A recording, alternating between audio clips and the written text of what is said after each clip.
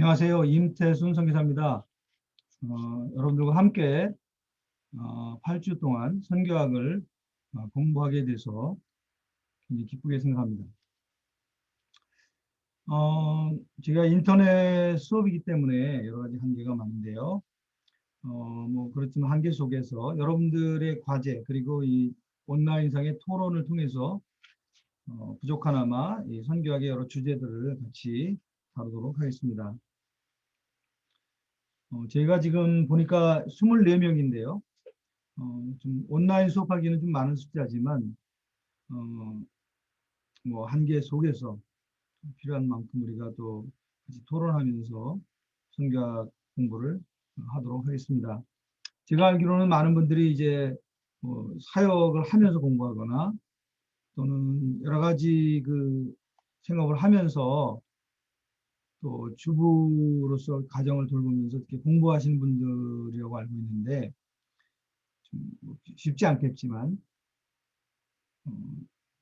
8주 동안 같이 공부하면서 선교에 대한 우리의 관점이 또는 우리의 깨달음이나 우리가 할 수 있는 도전을 깊이 하는 시간이 되면 깊이 개발하는 시간이 되면 좋겠다 그렇게 생각을 합니다. 먼저 오늘 그 전체 내용을 설명하기 전에 저를 좀 간단히 소개를 하는 게 좋을 것 같습니다. 저는 앞에서 말씀드린 제 이름은 임태순이고요. 태국에서 태국 안에 살고 있는 말레이시아 모슬렘들하고 한 17년 정도 사역을 했습니다. 96년에 들어가서 2010년, 13년에 나왔습니다. 저는 이제 침례교 해선교회, 우리 그 FMB라고 그러죠. 저희 침례교 소속이면서 또 실제로 이제 사역 현장에 들어가서는 GMP라고요. 개척선교회 추격파 단체인데요. 거기에 소속해서 사역을 했습니다. 2013년까지 사역하고 2013년에 저희 단체에서 GMP에서 저를 이제 대표로 선임을 했기 때문에 이제 사역을 정리하고 국내에 들어왔고요. 이제 대표 임기를 마치고 2018년부터는 GLF라고요. 글로벌 리더십 포커스. 그러니까 선교 현장에 있는 선교사님들을 재교육하는 겁니다. 리더십을 개발하거나 선교학을 더 공부해서 선교적인 그런 그 안목을 더 넓히거나 뭐 이런 그 재교육하는 그런 그 기관인데요. 거기서 선교 현장 선교사들을 위한 교육 프로그램을 개발하고 또 그걸 보급하는 그런 일을 하고 있습니다. 제 교육적인 배경은 대학하고 대학원은 정치학을 했고요. 그리고 나서 GMTC 한국해외선교훈련원이라고 하는 그 선교훈련원에서 총으로 한 5년 정도 사역을 하고 이제 그 필리핀에서 1년 단기 사역할 때 MDB를 필리핀에서 했습니다. 한국에서 공부하던 학점을 가지고 와서 1년 만에 MDB를 마쳤는데요. 그래서 MDB를 필리핀에서 했고 그 다음에 제가 사역 중간에 안식년 때 그 말레이시아 USM이라고 해서 말레이시아 국립대학인데요. 거기서 이슬람 철학을 또 석사를 했고요. 제 박사학위 PhD는 철학을 했습니다. 태국에서 사역을 하면서 제가 이제 모슬렘 사역이었기 때문에 신분 마을에 들어가서 이제 얘기할 수 신분이 필요해서 제가 살고 있는 지역에 영어로 하는 대학이 있었기 때문에 거기서 영어로 PhD를 공부했습니다. 그리고 이제 말레이시아 침례신학대학에서 성교학 박사 과정을 마쳤습니다. 논문을 쓰지 않았기 때문에 제가 학위는 받지 못했고요. 그래서 제 교육 배경은 그렇고요. 제가 한국에 들어와서 대표 사역을 하면서 이 미드웨스턴 강의를 했으니까 한 10년 정도 된 것 같습니다. 2011년인가 12년부터 제가 시작했어요. 그래서 미드웨스턴 초기부터 제가 함께 했고요. 현재는 이제 저희 GLF에서 한 강의 사역, 또 아세아연합 신학대학교 아시죠? 액츠라고 그러는데 거기에 이제 그 외국에서 유학 온 학생들이 많이 있어요. 그래서 그 학생들 대상으로 뭐 석사과정 또 PhD 과정 학생들에게 영어로 선교와 강의를 좀 하고 있습니다. 지금 거기서 한 지는 5년 된 것 같으네요. 그래서 계속 뭐 가르치는 그런 일들을 하고 있고 미드웨스턴에서도 매년 한 번 정도 여러분들하고 이렇게 공부를 하고 있습니다. 자, 제가 이제 우리 이 선교학 과정에 대한 간단한 오리엔테이션을 좀 오늘 하고요. 그 다음에 첫 주 과제물에 대한 소개를 좀 하고, 그렇게 해서 이제 오늘 첫 번째 동영상 강의를 마무리하려고 하는데요. 먼저, 뭐 여러분 실라버스를 보셨겠지만, 저희 과목에 대한 이제 과제물 중심으로 좀 제가 설명을 좀 하겠습니다. 제가 이제 강의실에서 공부를 못하기 때문에 주로 이제 과제물을 내는 걸 중심으로 해서 수업이 진행이 되는데요. 총 6가지 정도 과제를 여러분들이 하셔야 돼요. 사실은 짧은 8주 동안 이제 해야 되기 때문에 과제가 뭐 적은 것은 아닌데요. 여러분들께서 뭐 그걸 해내셔야지만 이번 과목을 마치는 거니까요. 그래서 해야 될 일은 매주 3가지를 하셔야 돼요. 8주 동안.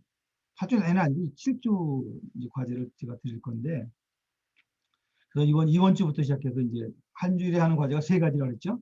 하나는 독서 보고서, 우리 교과서 중심으로 읽고 거기에 대한 보고서를 쓰는 거예요. 그리고 두 번째는 포럼식 토론방 참여. 이것도 제가 좀 설명을 할게요. 그리고 세 번째는 퀴즈. 이 3가지를 매주 하셔야 돼요. 그리고 이제 그 학기 전체로 봐서는 3가지가 더 필요한데요. 대체로 이제 한 번씩만 하면 되는데, 하나는 라이브 토론이라고 그러죠. 온라인 컨퍼런스. 그래서 저희가 연결을 해서 컨퍼런스 하는 건 한 번 할 것 같습니다. 한 번 하고요. 두 번째는 온라인 커넥트라고 그러나요? 그래서 여러분들이 뭐 어디 세미나 참석했거나 멘토에게 했던 것들을 보고서로 작성해서 하는 것. 그리고 마지막에 이제 텀페이퍼. 그래서 이제 한 텀 말기에 하는 게 3개, 매주 하는 게 3개. 이렇게 이제 이해하시면 될 것 같습니다.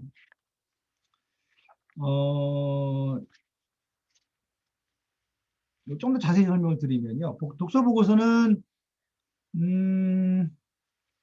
이 주교재에 해당되는 부분을 읽고, 제가 이제 또 그 부분에 해당되는 질문을 제가 올렸어요. 그래서 그 질문을 보시고 읽은 내용을 중심으로 그 질문에 대한 답 형태로 보고서 써주시면 되는데 2페이지고요. 가능하면 요약은 짧게 하고요. 요약은 별로 좀 중요하게 생각 안 합니다. 요약을 짧게 하고 그것을 읽으면서 여러분들이 느꼈던 생각들이 뭐가 됐든지 간에 그것을 자신의 반응, 자신의 생각 그것을 이제 써주시면 돼요. 그리고 이제 포럼식 토론방은 마찬가지로 제가 이제 거기에 토론 질문을 던져요. 거기다 올려놨어요. 그래서 그걸 보시고 또 거기에 이제 주로 읽을 과제물도 같이 제가 올려놨는데 읽을 과제물을 읽고 그 토론방의 질문을 보시고 거기에 대해서 그 토론에 대한 그 질문에 대한 답을 쓰시는 거예요. 그래서 이것도 마찬가지로 여러분의 생각을 쓰는 겁니다. 여러분의 생각. 내용을 요약하시라는 게 아니고요. 읽으면서 느꼈던 여러분의 생각을 쓰셔야 되고요. 독서 보고서는 아마 토요일까지인가 돼 있고요. 제출 마감일이. 그리고 토론방은 목요일까지 여러분이 그 답글을 올려야 되고 그리고 이제 토요일 날 그 다른 학우들이 쓴 걸 읽고 2개 정도 거기에 반응하는 글을 쓰셔야 되거든요. 그래서 그것까지 하면 토요일 날까지 마무리를 하셔야 돼요. 그래서 이제 시간 기준은 미국 중부 기준이라고 이해하시면 되겠고요. 어쨌든 간에 그래서 독서 보고서, 토론방, 토론. 그리고 세 번째가 뭐라 하지? 퀴즈. 그래서 매주 퀴즈를 치릅니다. 그래서 퀴즈는 금요일 날 그게 아마 열릴 거고요. 질문이. 그리고 일요일 날 닫혀요. 그러니까 이틀 여러분들이 하는 거고 오픈북입니다. 여러분 교재를 다 이렇게 읽어보시면서 거기에 답을 찾아서 쓰시면 돼요.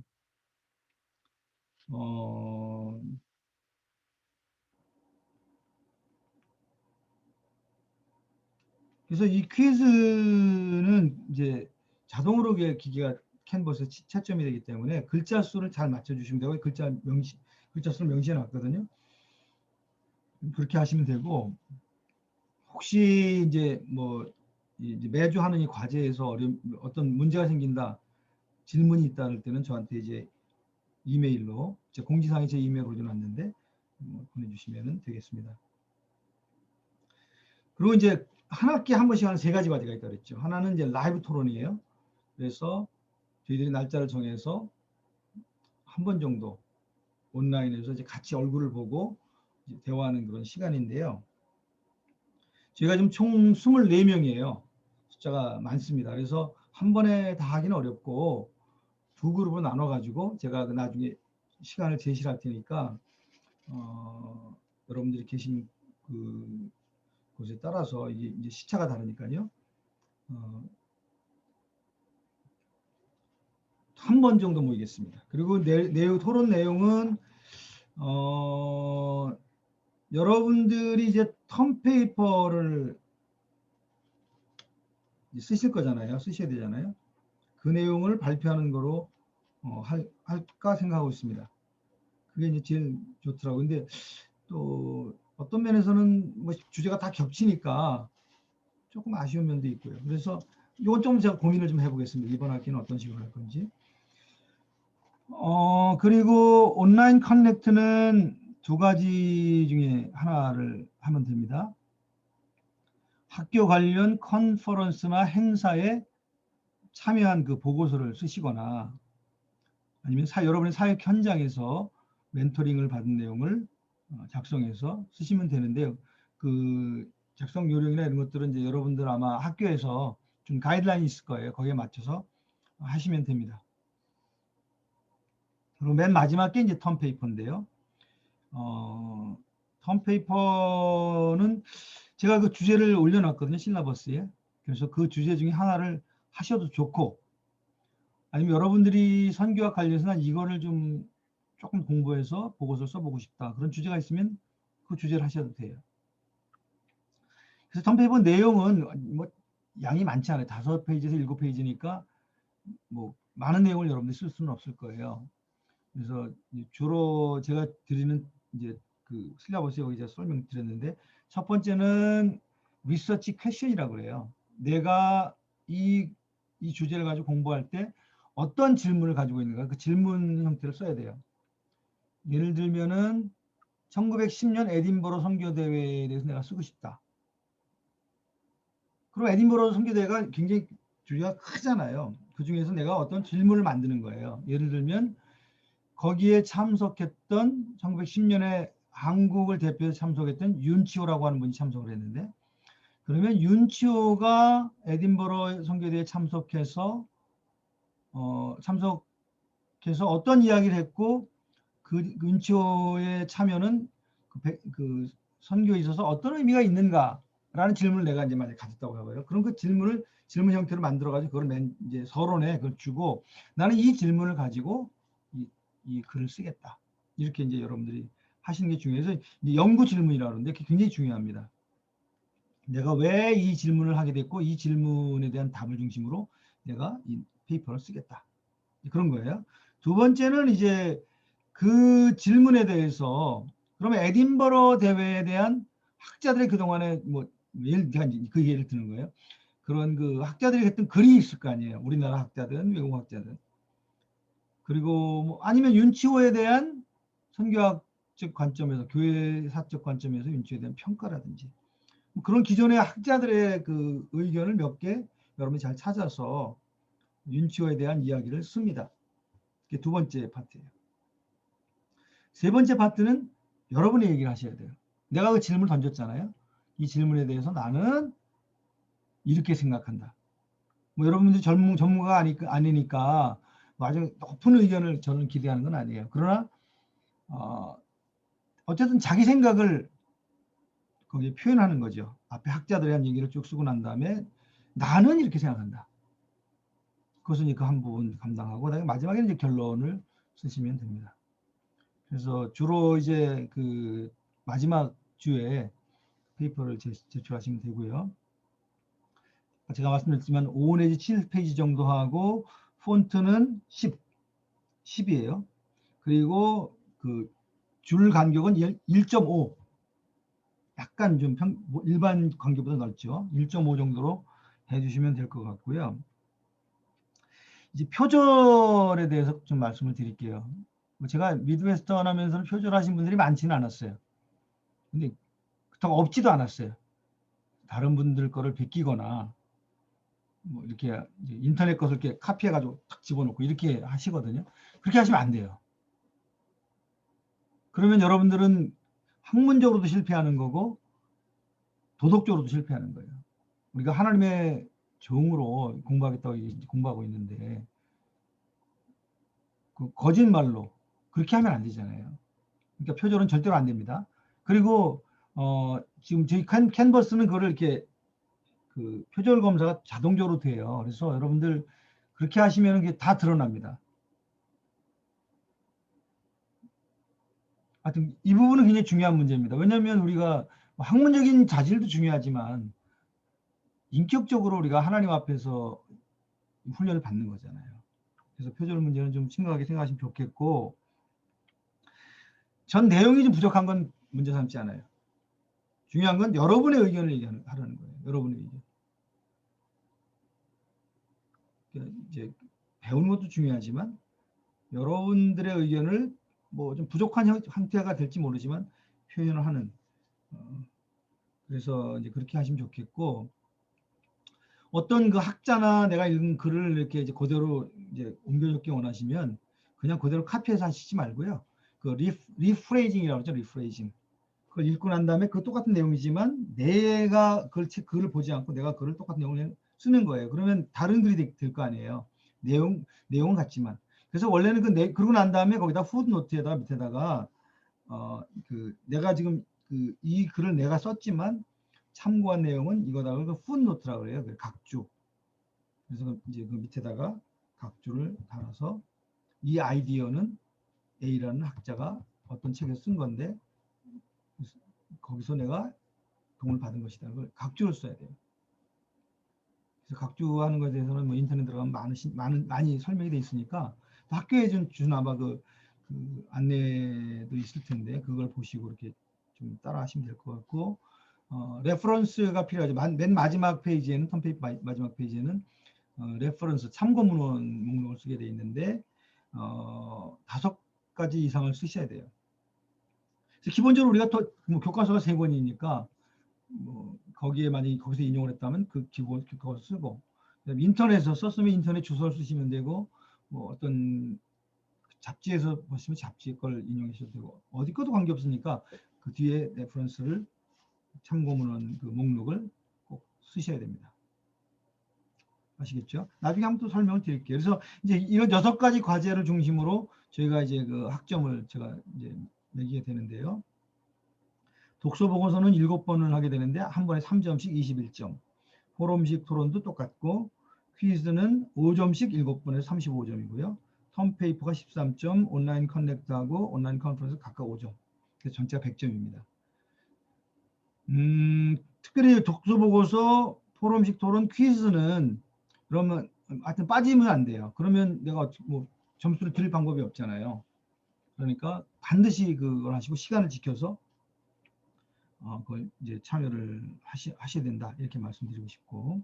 자, 그 다음에 이제 이번 학기 여러분 이미 다 구입하셨을 거라고 생각하는데 교재를 간단하게 설명을 드릴게요. 첫 번째 책은 이제 선교 신학의 도전. 이제 크레이그 오트라고 하는 교수님이 쓰신 책인데요. 이제 선교 신학 책이 굉장히 많이 나와 있는데, 복음주의 선교학자, 우리가 이제 복음주의적인 입장에서 이제 공부를 하는 거잖아요. 근데 복음주의 선교학자들 중에 제가 볼 때는 이 오트 교수님이 가장 탁월한 분 중에 한 분이세요. 그래서 미국 트리니티 대학 신학교 교수님이신데, 이분의 이 책의 중요한 강점은 뭐냐면, 기존에 나와 있는 모든 에큐메니컬이든 복음주의든 이 선교신학자들의 다 정리해서 이 안에 그걸 정리해서 넣고, 그러면서 거기에 대한 복음주의 입장에서의 거기에 대한 의견을 정리하신 책이에요. 그래서 굉장히 학문적이면서도 우리 복음주의적 입장을 잘 담아낸 책이다. 아마 가장 복음주의 입장에서는 아마 우리가 가장 신뢰할 만한 책이라고 생각이 들어요. 그래서 이 책을 이제 주 텍스트로 할 겁니다. 그래서 뭐 예를 들면 이번 주 같은 경우 이 책의 3장을 우리가 이제 공부를 할 건데요. 그래서 이제 이 책이 첫 번째 주 교재고요. 두 번째 책은 존 스타트하고 크리스토퍼 라이트라는 분이 쓴 책인데요. 선교란 무엇인가라는 책입니다. 이 책을 조금 좀 설명을 드리면 굉장히 흥미로운 책인데, 존 스타트는 그 로잔 세계선교대회 1974년에 로잔 선교대회가 있는데요. 우리 복음주의 선교 운동이 이제 로잔 운동으로 거의 이제 같이 맥을 같이 하는데, 첫 번째 로잔 대회가 1974년에 있었어요. 그리고 그 대회에서 이제 결의한 내용이 로잔 언약이라고 그래요. 로잔 카버넌트.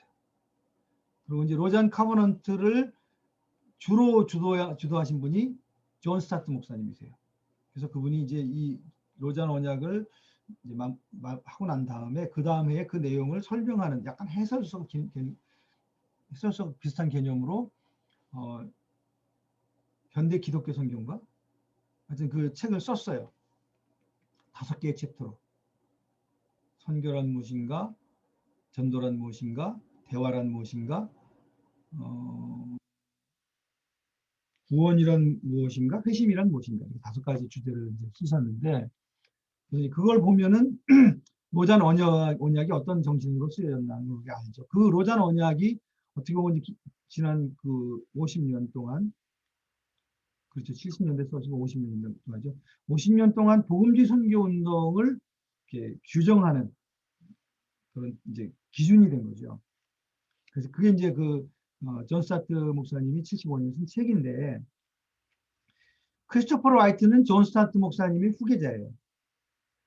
존 스타트 목사님이 하시던 랭앤 미니스트리라고 하는 그 조직을 이제 대표를 이어받은 분이 크리스토퍼 라이트거든요. 그러니까 이제 후계자라고 볼 수 있죠. 근데 이분은 또 어떤 의미에서 이제 후계자냐면, 로잔 회의가 국제 세계대회 선교대회가 74년에 있었고요. 89년에 마닐라 대회가 있었어요. 그때는 마닐라 매니페스토, 마닐라 선언이라고 하는 것을 이제 채택했는데, 그 다음에 이제 2010년에 1910년에 에딘버러 대회를 이제 기념한다는 의미도 있고, 2010년에 로잔 3, 소위 그 케이프타운 그 로잔 대회가 있었어요. 세 번째 대회. 거기서 채택된 결의문은 뭐라고 그러냐면, 로잔 서약이라고 해요. 커미트먼트, 로잔 커미트먼트. 로잔 카버는 로잔 매니페스토, 로잔 커미트먼트. 그래서 이제 그 이름이 조금 다른데, 어쨌든 간에 로잔에서 제가 대화할 때마다 하는데, 2010년 케이프타운 서약을 기초한 분이 크리스토퍼 라이트예요. 이게 재밌죠? 74년에 존 스타트가 했고, 존 스타트의 후계자라고 할 수 있는 크리스토퍼 라이트가 2010년에 이제 만들었단 말이에요. 그리고 나서 이제 2015년, 그러니까 75년에 첫 번째 존 스타트 책을 썼다고 그랬잖아요. 40년 뒤에, 한 세대가 지난 뒤에 2015년에 크리스토퍼 라이트가 소위 케이프타운 그 서약 내용을 이제 반영해서 존 스타트 목사님 썼던 그 책 주제 내용들을 이 40년 뒤에서 다시 그것을 설명하는 그런 내용을 담았습니다. 이 책은 10개 챕터로 되어 있어요. 존 스타트 목사님이 75년에 썼던 5개 챕터 그대로 있고요. 각 챕터마다 2015년에 크리스토퍼 라이트가 쓴 동일한 주제의 내용을 이게 5개 또 쭉 쓴 거예요. 그래서 이게 이제 이 책이 좋은 이유는 뭐냐면은 우선은 복음주의 선교학이 어떻게 변해왔는가를 보여주는 아주 좋은 책입니다. 2075년에 그 존 스타트 목사님 쓴 내용하고 2015년에 크리스토퍼 라이트가 쓰는 내용은 같은 복음주의라고 하는 그 뿌리에서는 같지만 또 이 40년 뒤에 이 선교운동을 바라보는 관점은 또 존 스타트 목사님 다른 점도 있어요. 그래서 이제 그런 것을 보여주는 그런 책이다. 그래서 이 책을 제가 선택을 했는데 이 책에서 이제 일부 토론을 우리가 좀 할 거고요. 세 번째 책은 앤드류 월스의 세계 기독교와 선교 운동입니다. 앤드류 월스가 이제 기독교 선교 역사학자죠. 에딘버러 대학에서 이제 계속 이제 연구하신 분인데, 20세기, 21세기 개신교 선교 운동을 그러니까 전체를 이끈 학자다. 선교학자라면 대표적인 학자 중에 한 분이 앤드류 월스예요. 그래서 굉장히 중요한 분이 저는 뭐 이분의 영향을 많이 받았는데 이분이 책을 많이 쓰진 않았어요. 3권인가 4권밖에 안 썼는데 그 중에 첫 번째 책을 번역을 했는데요. 이 내용을 중심으로 이제 또 토론을 하겠습니다. 굉장히 좋은 책입니다. 그리고 어떤 의미에서는 기존에 우리가 가지고 있던 사고 방향성, 관점, 그걸 이제 패러다임이라고 하는데 패러다임을 바꾼 그런 그 책인데요. 그래서 이 책을 우리가 할 겁니다. 앤드류 월스는 원래 이제 영국에서 신학교에서 강의하다가 아프리카의 나이지리아인가요? 나이지리아하고 시에라리온인가? 시에라리온인가요? 아마 라이베리아인가? 아주 아프리카 이제 주로 나이지리아에서 이제 그 신학교 사역을 하면서 소위 글로벌 크리스찬이티라고 해요. 그 기독교가 예전에 서구 종교였고 서구 종교가 전 세계로 퍼져나가는 걸 선교 운동이라고 봤다면 이분은 아니다. 그거는 맞지 않다. 초대교회부터 지금까지 기독교는 어느 한 것이 중심이 돼서 퍼져나갔다는 개념을 가지고 있지 않다. 복음은 어느 땅에 심겨지든지 그 땅에서 세워져서 거기서부터 또 퍼져나가고 그러니까 다중심적 소위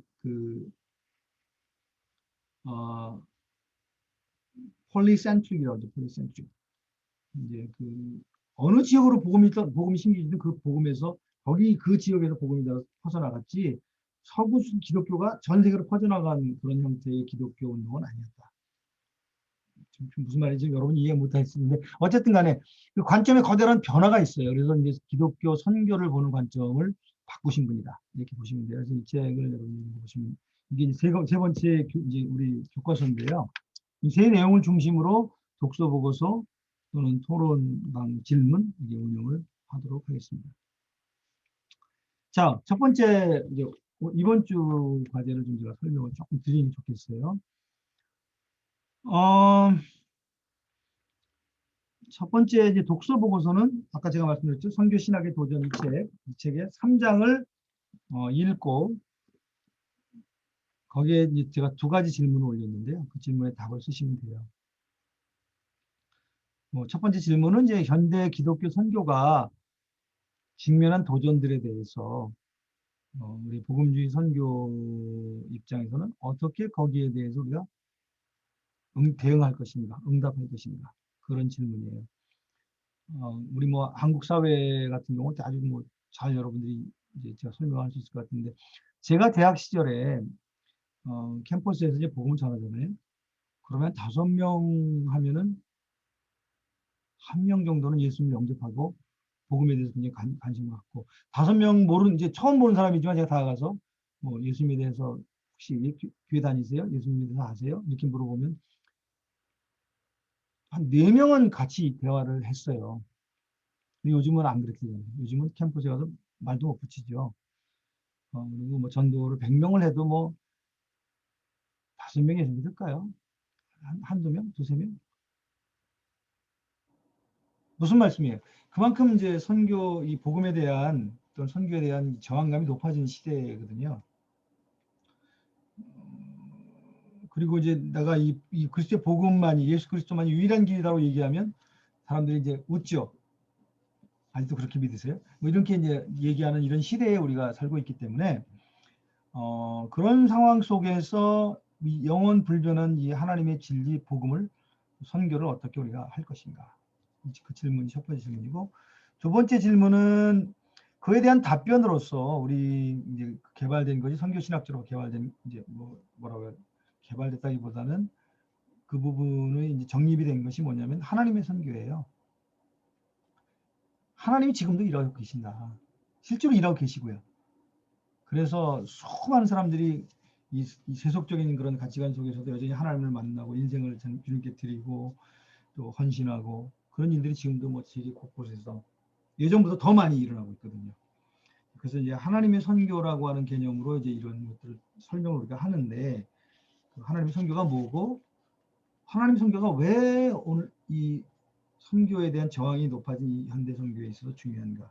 그 질문을 제가 드렸고, 두 번째 이제 토론방 질문은 거기에 이제 윌리엄 캐리 논문을 논문 자체가 좀 양이 많아요. 그래서 그걸 요약한 것을 인터넷에서 이제 또 다니는 그 어떤 분이 요약하는 것을 제가 그 파일을 올렸어요. 그래서 여러분 그 파일을 읽어보시고, 윌리엄 캐리가 1792년에 선교지로 나갔거든요.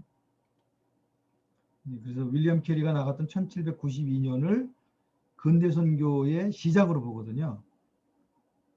윌리엄 캐리를 근대 선교의 아버지다 이렇게 말하잖아요. 근데 그럼 윌리엄 캐리 이전에 우리 개신교 선교사들이 안 나갔나요? 나갔죠. 많이 나갔죠. 뭐 모라비안 선교 운동이라든지 경건주의자들이라든지 굉장히 여러 선교사들이 이미 나갔지만, 윌리엄 캐리가 나간 그 시점을 우리가 근대 선교 운동의 출발점으로 보는 이유가 있어요.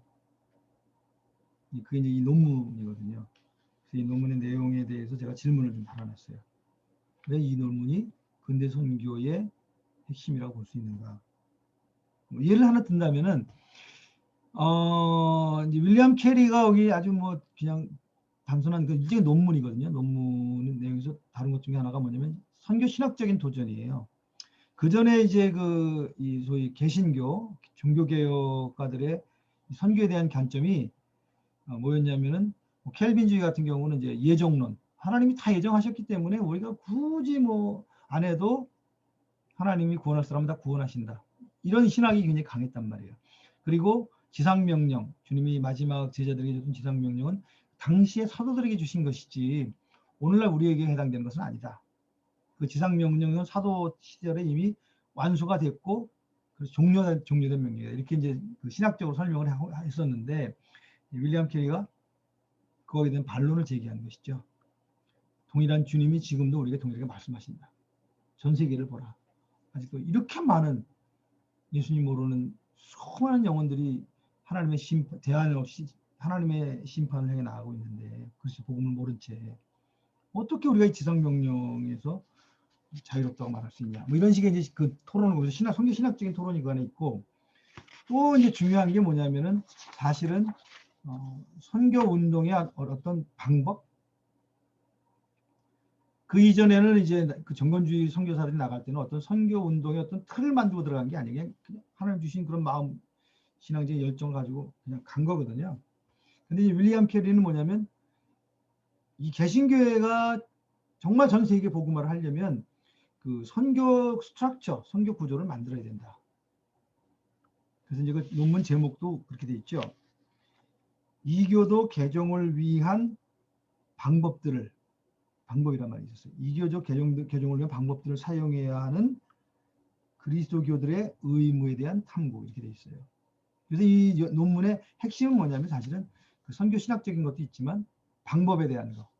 어떻게 하면 우리 개신교가 전 세계 복음화의 그 사명을 감당하는 그런 구조를 만들어낼 거냐. 근데 이제 이게 배경을 이해하시려면 캐톨릭은 이미 선교 구조를 초기부터 가지고 있었어요. 물론 이제 안디옥 교회 때 바울과 바나바의 선교단, 그걸 통해서 이제 선교에 대한 모델이 이미 형성이 돼 있었지만, 이 캐톨릭은 그 수도원 운동을 통해서 이제 그분들은 교육할 때 그걸 나누잖아요. 사제, 소위 목회적 역할을 하는 분들 사제하고 소위 그 선교적 역할을 하는 그걸 나눕니다. 처음 훈련 때부터. 그리고 이제 이분들이 소위 수도원 운동을 통해서 선교 조직들을 만들어 가지고 전 세계로 흩어졌단 말이에요. 그리고 이분들은 이제 가족이 없었기 때문에 그런 부분들이 굉장히 아주 활발하게 또는 아주 도전적으로 일어날 수가 있었는데, 이 개신교는 또 전혀 상황이 달랐잖아요. 그리고 이제 그 수도원 운동을 없애버렸기 때문에 수녀도 다 없애버리고 선교 조직이 없어져 버린 거예요. 그래서 이제 윌리엄 캐리가 우리 개신교가 이제 선교에 대한 사명을 감당해야 되는데, 그러려면 선교 조직을 만들어야 된다. 그게 뭐냐면은 오늘날 이게 미션 소사이티라고 그러죠. 뭐 우리 저 같은 경우는 이제 뭐 초교파 선교단체도 만들 수 있고요. 또 교단 같은 경우는 교단 선교부가 만들어져서 선교를 위한 조직을 따로 만들잖아요. 그리고 이제 소달리티, 모달리티, 뭐 교회는 모달리티, 이런 선교 조직은 소달리티 이렇게 해서 그러니까 랄프 윈터라는 분이 이렇게 설명을 하셨는데, 어쨌든 간에 소달리티 조직에 대한 거예요. 그러니까 성교학적 용어로 하면 소달리티 조직을 어떻게 만들어야 되는가. 그래서 이제 이분이 제시한 것 중에 뭐 몇 가지가 뭐 기도합주에 계속 교회들은 모여서 선교를 위해서 기도하는 운동을 일으켜야 된다. 또 그 운동의 결과로 교인들이 헌금하게 해가지고 그 선교 기금을 모금해야 되고, 그 기금을 올바로 사용하려면 선교 이사회 모드를 만들어서 소사이어티나 어소시에이션이죠. 그걸 만들어 가지고 그걸 관리하고, 또 그 다음에 이제 선교사들을 선발해서 보내고 난 다음에 나간 선교사들을 지원하고 그들을 교육하고 또 그들을 관리하는 일을 하는 조직, 이게 필요하다. 그래서 이제 캐톨릭의 수도원에 해당되는 또는 수녀회에 해당되는 그런 선교 조직을 만들어야 된다. 이제 이게 어떻게 보면 윌리엄 캐리가 근대 선교의 아버지가 된 이유이기도 해요. 그래서 그런 내용들이 여기 다뤄져 있는데 거기 있는 질문을 여러분이 답을 하시면 되고요. 이 두 내용을 읽은 것을 점검하기 위해서 퀴즈를 드린 거니까, 퀴즈는 이제 여러분 두 내용을 읽으셨다면 쉽게 할 수 있는 그런 내용입니다. 그래서 그 시간을 굉장히 중요하게 생각하십시오. 그래서 제한된 시간에 우리가 인터넷으로 만나기 때문에 마감 시간을 꼭 기억하시고요. 그리고 아까도 말씀드렸지만 이제 제가 수업 시간에 만나는 게 아니기 때문에 질문이 있거나 무슨 문제가 있거나 할 때는 저한테 이메일을 보내주시면 되겠습니다. 자, 그리고 제가 첫 번째 공지를 이제 했는데요. 이제 캔버스 들어가면은 첫 번째 공지문이 있을 거예요. 그거 읽어 보시고요. 그 밑에다가 여러분들을 소개하는 댓글을 꼭 달아주시기 바랍니다. 그래서 여러분 뭐 가족관계 간단하게 설명하시면 좋을 것 같고요. 여러분이 계신 지역, 이 지역 중요합니다. 이제 라이브 토론할 때 위치를 이렇게 시차 때문에 여러분이 어디에 계신지 얘기하고, 여러분이 현재 하시고 있는 일, 또 교회 같은 경우는 뭐 교회 사역 소개하시면 좋겠고, 그 다음에 기도 제목, 이렇게 해서 간단하게 여러분들 내용을 좀 올려주시면 좋을 것 같아요. 그래서 최소한 우리가 같이 공부한 8주 같이 하게 되는데 누군지는 좀 알 수 있도록 좀 설명을 해주시면 고맙겠습니다. 자, 오늘 제가 좀 두서없이 장황하게 여러 가지 말씀을 드렸는데, 이제 첫 주입니다. 8주 동안 주어진 과제들을 잘 이제 진행하면서 선교학에 대한 그런 오리엔테이션을 갖는 그런 시간이 되기를 바랍니다. 저는 이제 매주 주일날 이 동영상을 올릴게요. 예전에 했던 내용도 뭐 비슷한 내용인데, 그래도 그때마다 제가 여러분과 소통한다는 의미에서 제가 이제 간단하게 만들어서 올리겠고요. 그 다음에 이제 그 토론방에서 여러분들과 토론하면서 제가 가능하면 저도 참여하면서 같이 주제에 대해서 여러분들과 함께 대화하고 토론하도록 하겠습니다. 이 현대 선교는 굉장히 빠르게 바뀌고 있습니다. 예를 들면 제가 처음 예수님에서 1970년대만 해도요. 이게 이제 에큐메니칼과 복음주의 선교 운동이 굉장히 충돌이 되면서 에큐메니칼 운동은 사회참여, 복음주의 운동은 교회 개척하고 미전 노동적으로 해서 더 많은 선교사 보내기 운동 뭐 이렇게 해서 이제 갈등이 있었다면 지금 21세기 초에 지금 저희가 지금 직면하고 있는 것은 뭐냐면 세계적으로는 세속주의, 다원주의, 포스트 모던 이런 그 사람들의 생각이 바뀌는 거죠.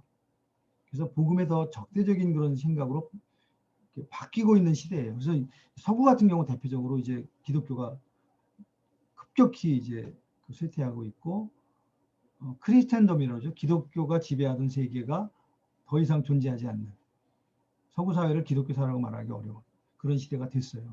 그게 이제 하나의 큰 흐름이고요. 두 번째 흐름은 그럼에도 불구하고 하나님은 전 세계에서 그 이전에 어느 시대에 볼 수 없었던 엄청난 이 복음의 이 폭발적 성장이 지금 진행되고 있어요. 주로 이제 비서구 지역이죠. 우리가 얘기하는 다수 세계라고 이렇게 얘기합니다. 그래서 오늘날의 핵심은 뭐냐면은 이제 기독교가 서구 기독교에서 글로벌한 기독교, 범세계적 기독교로 바뀌면서 이제 몇 가지의 핵심적인 그런 이제 그 주제들이 떠오른 거죠. 첫 번째는 기독교의 정체성을 이제 서구 문명과 동일시했던 기독교 정체성은 더 이상 존재하지 않거든요. 그렇다면은 많은 아시아, 아프리카, 뭐 남미, 그 다음에 이제 기존의 서주까지 포함한 이런 글로벌한 기독교 세계 속에서 기독교 정체성이 뭐냐?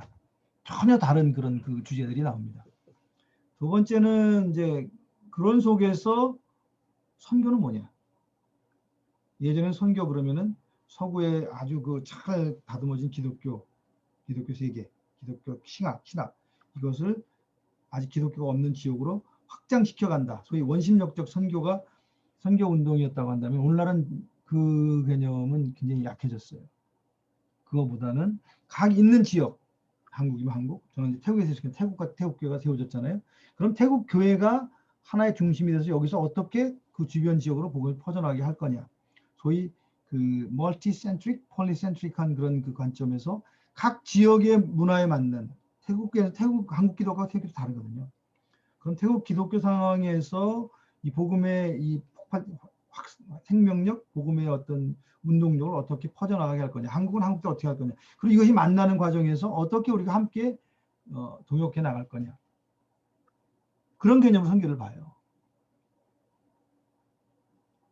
쉽게 얘기하면 확장적 선교 개념은 상당히 약해졌고요. 각자가 있는 지역에서 그 지역 가운데서 일하시는 하나님과 동역해 나가면서 퍼져나간다. 뭐 이런 개념인데요. 그리고 이제 세 번째는 그렇게 하다 보니까 소위 상황화 신학이라는 게 굉장히 중요해요. 나중에 우리 저희가 한번 다룰 수도 있겠지만, 그러니까 각 지역의 기독교 복음이 심겨지고서 기독교가 이제 성장하면서 거기서 중심에서 퍼져나간다 그랬잖아요. 이제 그렇게 그런 관점에서 볼 때, 그러면 한국에 심겨진 복음이 한국 기독교로 자랐을 때, 또 태국의 복음이 심겨지고 태국 기독교로 자랐을 때, 태국에 있는 모슬림들과의 복음이 심겨져서 그것이 기독교로 자라났을 때 전혀 다른 양상으로 이 같은 복음이지만 복음의 표현 방식이 달라지거든요. 서구 건 또 다르죠. 그래서 소위 상황화 신학 또는 소위 글로컬 티올로지, 글로벌하면서도 로컬한 그런 소위 기독교적 정체성이 어떻게 세워져 가는가. 그것이 이제 선교가 굉장히 중요한 주제입니다. 그래서 이런 뭐 변화들이 많은데요. 그런 부분들을 우리가 선교학에 어떻게 담아내느냐 하는 것이 이제 주제고요. 저희가 뭐 이 짧은 기간 동안 다 다룰 수는 없겠지만 그런 고민들을, 그런 변화들을 함께 이렇게 좀 생각해보는 그런 수업이 되면 좋겠다 이렇게 생각을 합니다. 오늘 뭐 두서없이 굉장히 길게 했는데 오늘 이 정도 하겠습니다. 그러면 다음 주 뵙기로 하고, 또 저는 여러분들하고 이제 그 카톡방이란다. 그 캔버스에서 토론방으로 같이 또 만나도록 하겠습니다. 자, 이제 오늘 이 정도 하죠. 또 뵙겠습니다.